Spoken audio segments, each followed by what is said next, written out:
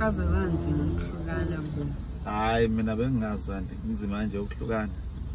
Hawu yazi phela into efuthi eyinkinga ukuthi umuntu ongafuni ukuhlukana yilabo behlukana. Yilabo abahlukanayo. Bahlukana nje behlangana nje la eGate ethiwa siyohlangana futhi behlukane khona. Omunye usebhele omunye ubhele.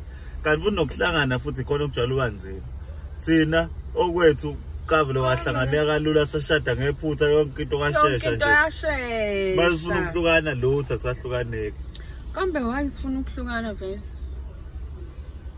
Buka sengize ngakhohlwa nami sesiside phela isikhathi zami ukuhlukana. Kodwa ngiyakhumbula ukuthi ukuhlangana kwethu kona kwakungafanele ngasekuqaleni ngoba nawe wazi wathi uzosho kanje usuthathe sashada wena wathatha ongathatha 2 ngwesibili mina wazavuna nawe uyahleka impela wazohleka kodwa ke ngithi mina asale ngoba namhlanje fanele ukuba into yethu ikahle icacile ngabe senza ianniversary namhlanje manje asazi noma siyaphambili noma siyamuva sithathe inhlanganiso nani kodwa mina benza sale sesiqhubeka nayo into bengisho ukuthi sisale sesiqhubeka mhlawumbe kube khona senzo uyibizwana okwenzekayo noma yini lokho nje ukuthi mhlawumbe singaxabana lapha emalobolweni yabo awubacela ungalobolanga futhi